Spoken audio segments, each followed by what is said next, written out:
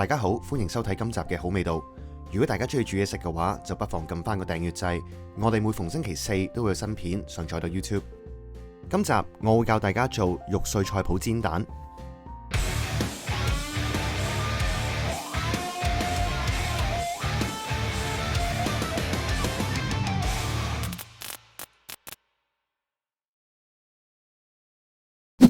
咁我哋講一講啲材料先，有雞蛋、菜脯、豬絞肉、蔥同埋芫茜。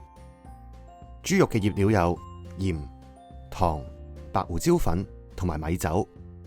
雞蛋嘅調味料有鹽、糖同埋白胡椒粉。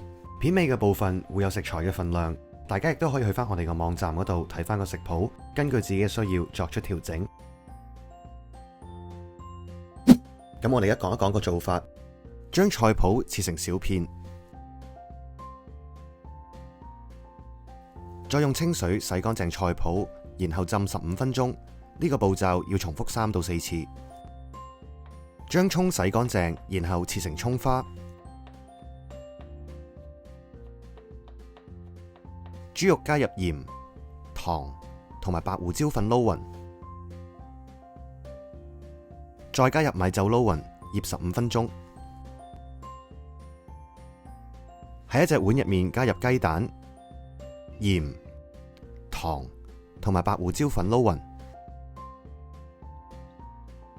用中火起鑊，加入適量嘅油，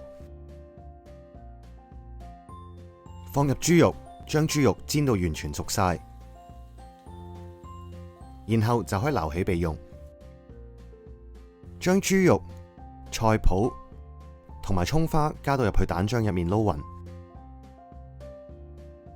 重新用中火起鑊，加入適量嘅油，再放入蛋漿煎3到4分鐘，直到完全熟晒。最後再放上一條芫茜，就完成，可以上碟噶啦。如果你有任何問題或者意見，都歡迎喺下面留言。如果你知道有朋友中意呢個菜式嘅話，就記得幫我哋分享出去。你嘅支持對我哋嚟講真係好重要噶。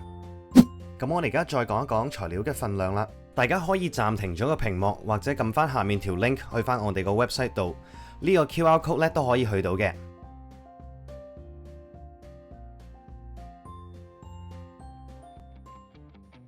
如果你中意呢條片，就記得俾翻個 like。有咩問題就記得喺下面留言。仲未訂閱我哋個頻道嘅朋友，記得撳個訂閱掣咯。我哋下次再見啦，拜拜。